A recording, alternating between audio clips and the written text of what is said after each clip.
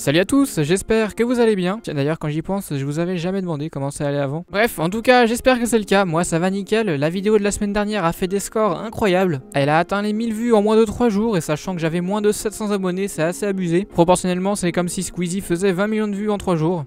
Aujourd'hui, on se retrouve pour le 29e épisode d'ActuCube. Et sans plus attendre, on commence directement. Ces 2 dernières semaines, Luc Garrett nous a même pas fait de sub 4, mais par contre Félix Homdex nous a fait un très joli temps officiel. C'est un 4.29 single. En plus de ça, on a de la chance, la qualité de la vidéo est vraiment clean. Je vous mets la vidéo originale et la vidéo reconstruction de Brianson en description. Ensuite on a Kyle Santoussi qui nous a fait un 3.54 full step au 3x3. Je connaissais pas encore ce cubeur, mais je vous invite à aller voir sa chaîne en description. Ensuite on passe à Max Park qui nous a fait un 4.80 en AO5 au 3x3. Je sais pas s'il avait déjà fait une AO5 sub 5, mais en tout cas ça reste très impressionnant. Je vous laisse aller voir la vidéo entière dans la description. Ensuite on a Yang Wang, désolé si j'écorche le prénom, qui nous a fait un 2.99 single au 3x3. On n'a pas la vidéo de la solve originale, mais on a une prise d'écran de CubeStation parce qu'il a fait le temps sur un GAN connecté.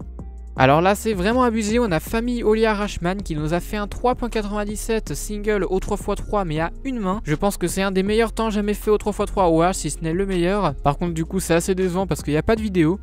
Alors ces 2 dernières semaines au niveau de la sortie des cubes c'est pas fameux. En premier on a le GAN 356 i3 qui est sorti sur Speedcube Shop et The Cubicle. Speedcube Shop on a d'ailleurs fait un unboxing, donc si ça vous intéresse je vous laisse aller voir dans la description. Alors par contre à part un intérieur blanc et un turn légèrement meilleur, je trouve pas vraiment de différence par rapport au GAN i2. Personnellement je le possède, donc il a le gyroscope et du coup les phases qui sont détectées et il me suffit amplement et il tourne très bien, surtout pour un cube connecté. Donc voilà, je pense que si vous avez déjà un cube connecté ça sert à rien d'acheter le i3, surtout que le prix fait très mal.